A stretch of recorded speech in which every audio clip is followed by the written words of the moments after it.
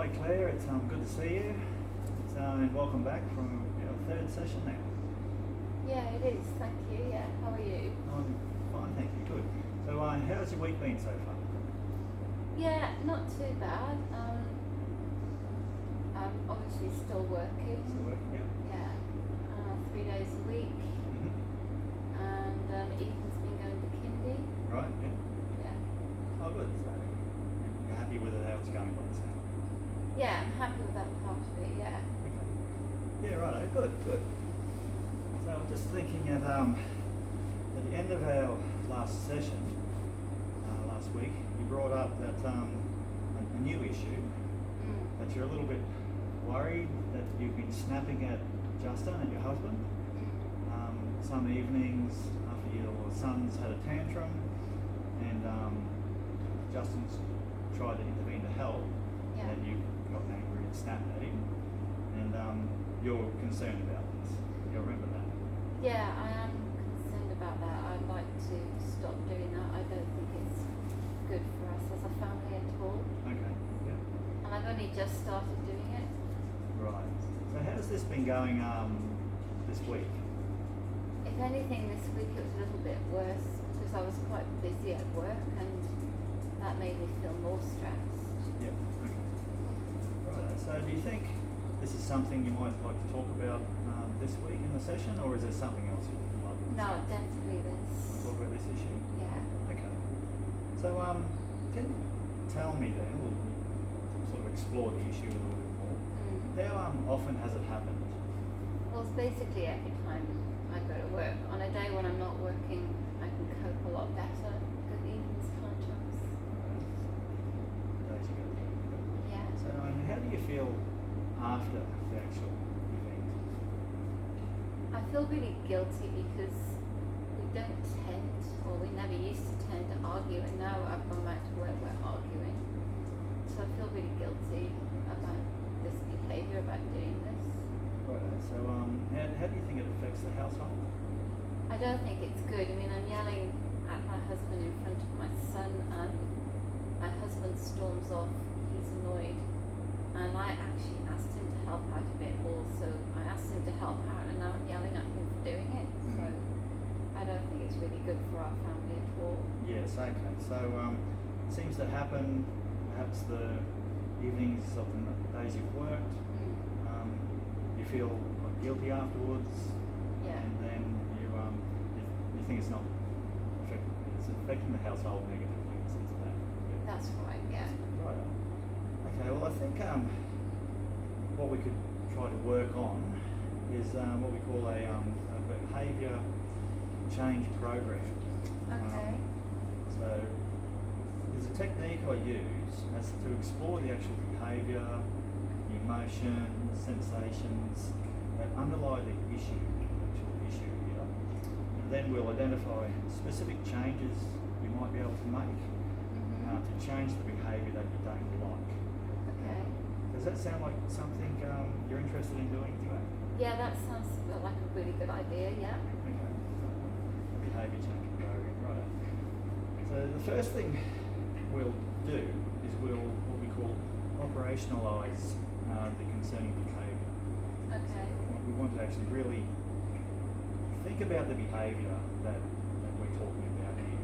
If you like, I'll ask you a few questions about it. Now what you can do, you can close your eyes if you want, but I want you to really visualise when this behaviour is happening for you. Okay, so can you tell me about how you feel about the actual behaviour? I feel really guilty about yelling and snapping at my husband, and particularly that it's in front of my son. Yeah. So what emotions come to mind? I just feel really tired after work and really stressed out. I come home from work and I start working in the household and I'm really stressed, and then when Ethan starts throwing a tantrum, I'm completely overwhelmed by it. I can't seem to figure out a way to deal with it. Yeah. My brain sort of freezes with the overwhelm of it. Yeah. And it sounds like it's very hard on you, like after the behaviour. You're feeling very stressed during the behaviour. Feelings of being overwhelmed, and then you actually feel guilty afterwards. Yeah, I do. That's a lot to take on after deal with when it seems to happen more than once a week. Yeah.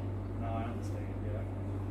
So, what physical sensations do you notice during the behaviour? Imagine when you're actually there and you're snapping, as we call it. What physical sensations are you feeling? Sort of the stress and anxiety sensations where my heart's beating really, really quickly, and my breathing has changed, and the palm of my hands gets sweaty. Yeah. And yeah, it's like total blur in my head where I can't figure out how to deal with anything. Yeah. Okay. So you really do notice the physical. Yeah. You've got heart rate, breathing, sweaty. Yes, there's a lot going on. Yeah. It's really interesting. So can you describe any the overt, like the outward actions that you notice? Things that you actually do.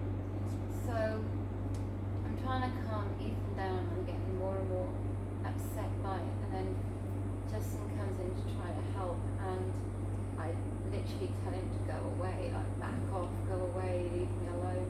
Yep. Raising my voice, and I usually end up crying as well. It's crying. Yep. Okay. So a lot does actually come out. Yeah. Yes. Right. Okay. So can you think about what you're actually thinking when you're this angry? Well, I used to deal with Ethan more or less by myself, and now I've asked Justin to help me. And it's almost like I'm feeling he's saying I can't do it when he comes in to help. Mm-hmm. So I'm trying to deal with Ethan's tantrum, and he's throwing things around and yelling and screaming. And rather than being calm, when Justin comes in to help me, it feels like he's criticizing me. It feels like he's saying I can't do it. Right. Yep. So you are used to basically parenting Ethan on your own a lot. Now you're back at work. You ask Justin to help. When he does step in to help, you're feeling criticised. Yeah. You're this angry. He's actually criticising the job you're doing. Yeah. Okay. And so when does the behaviour specifically happen? But Ethan tends to lose it at meal times and bedtimes. Meal times and bedtimes. So you're talking later on in the evening.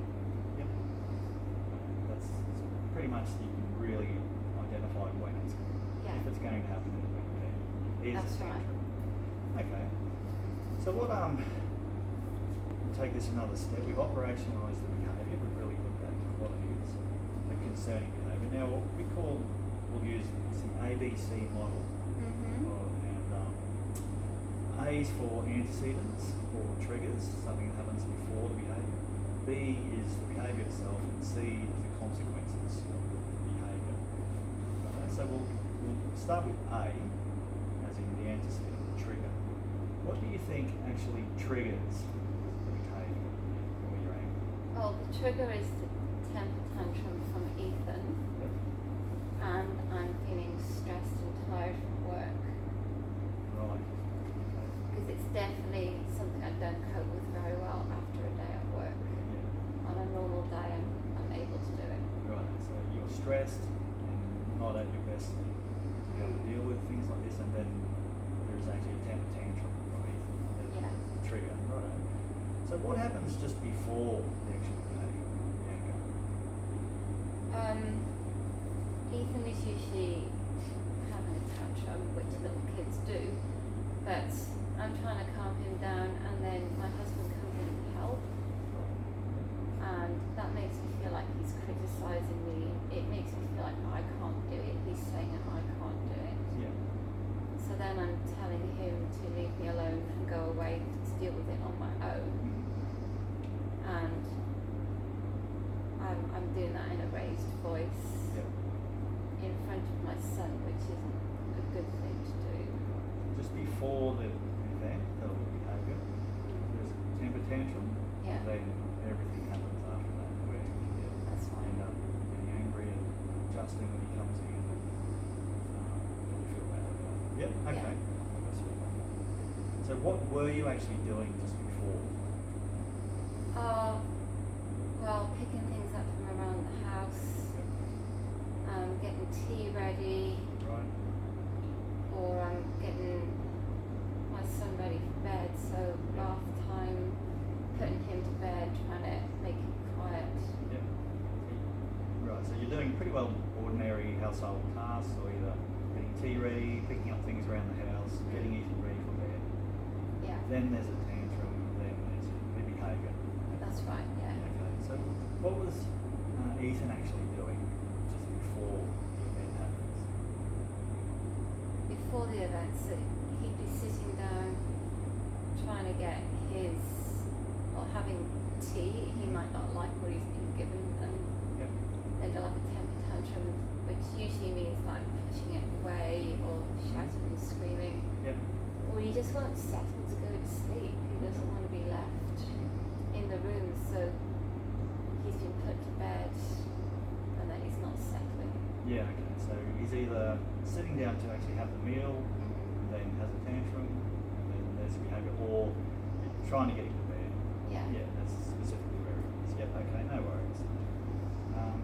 Righto, so that's a pretty good look at the antecedent, the trigger.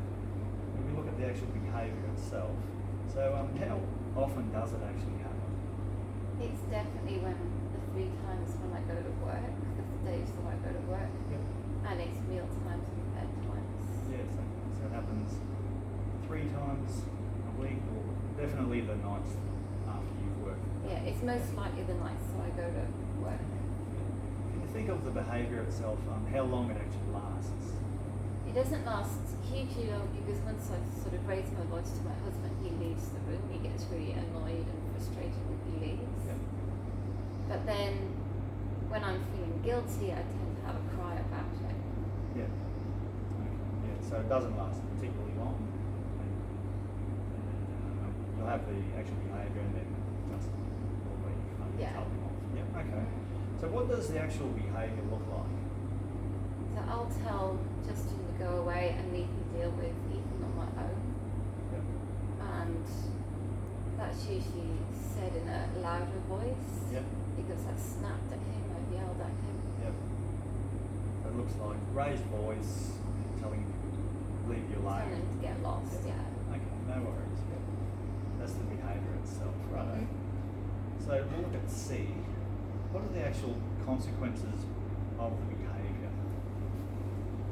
Consequences of it, initially short term, I actually feel a bit better because I've vented the stress. I've had a yell, I've had a cry, and so that actually makes me feel a bit better. But the other consequences, my son is obviously upset because his parents put a row in front of him. My husband's annoyed because I have asked him to help out more, and then when he tries to, I'm yelling at him. And I'll usually go away and have a bit of a cry about it because I feel a bit guilty about it. Yep. And it's just disturbed the whole family, and it's not a good way. It's not a healthy way to handle it. Yes, okay, so consequence, you've vented, Justin leaves, sort of withdraws from the situation. In the short term, you recognise you actually feel a little bit better because you've had an outburst, I suppose, you've vented.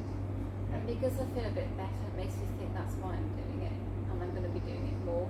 That's a really good point, that perhaps this is, that short-term feel better, reinforce the behaviour, yes, and you already recognise that, so that's really healthy, yeah. And then well, to go on more with the consequence, you said that it's not good for Ethan because he's seen Yeah. his parents angry with each other, and then just the long-term consequences. It's bad for the household. Yeah, we never used to argue. Yep. It wasn't something that we did. We were always really happy. Yep. That's good. So we've looked at the ABC there, the trigger, the behaviour, and the consequence. So ideally, if you think about it, what's one thing that you would like to change? What could you do differently? I'd like to change yelling at my husband in front of my son. So can you think of a specific goal we could set for you to help change that behaviour of yelling at Justin? A goal. Oh, I'd just like to deal with my stress in a different way, in a better way. So you think it might help if you are better able to deal with your stress? Yeah. In that situation. Yep. Okay. Perhaps even specifically, better able to deal with your stress when Ethan's having a tantrum. Yeah, okay, yeah. No worries, that's good, okay. So you'd like to manage feelings of stress when someone's having a tantrum, right? Help not to lose your temper. Just take it out. Yep. Righto, well there is something I can suggest here, and research suggests that what we could use is a response control technique. It's like an alternative behaviour strategy. There's a lot of evidence for this that, as simple as it might sound, it actually does work. It really can help in this sort of situation. And it can be something as simple as using relaxation exercises to deal with the stress, or just being able to walk away when you're feeling triggered. Okay. And we've really looked at, you can identify when you're getting triggered. You know, you've got your heart rate, you've got sweaty palms, a few things like that. So would you like to try a technique like this? Yeah, that sounds like a good idea. Okay. Right, so that's it. So when you're feeling triggered, you can, what would you do? Walk away would probably be a good thing to do. Yeah, just withdraw from the situation. Yeah, withdraw from the situation, yeah. Okay, no worries. So it's as simple as that, but we'll just see how that goes. You can just try it. It sounds very simple. In practice, it's probably quite hard. Exactly. Yes, that's right. It's something of just you knowing yourself, that recognising the whole situation. You know, he's having a tantrum. We're trying to deal with it. Starting to get triggered, and you know, instead of continuing with the situation, which is likely to end in you getting angry, taking it out, is that you just walk away. Yeah. Okay, that's it. Right. So what can be really useful in helping this be successful is somehow monitoring or recording progress towards your goal. So is that something you might be willing to do? Yeah, if it helps. Yep. Okay. So what you could use, like a daily diary or a journal, somewhere where you record incidences of, say, when you felt triggered, and when you've lost your temper, and even record times when you didn't lose your temper. You might have felt triggered, but you were able to not lose your trigger and get angry. So would you like to try one of these? Yeah, I'd methods? like to try that, yeah. Okay, good. Okay. Well, that sounds really good. So what I'd just like to just check all this with you, sort of summarise what we've been through today. So what are your thoughts about the actual behaviour change program we've developed, the ABC behavioural analysis? Yeah, it sounds like it should work, analysing the behaviour and figuring out why it happens. Yeah. So do you think it'd be helpful or not? Yeah, helpful. Yeah. Helpful, yeah. Okay, good.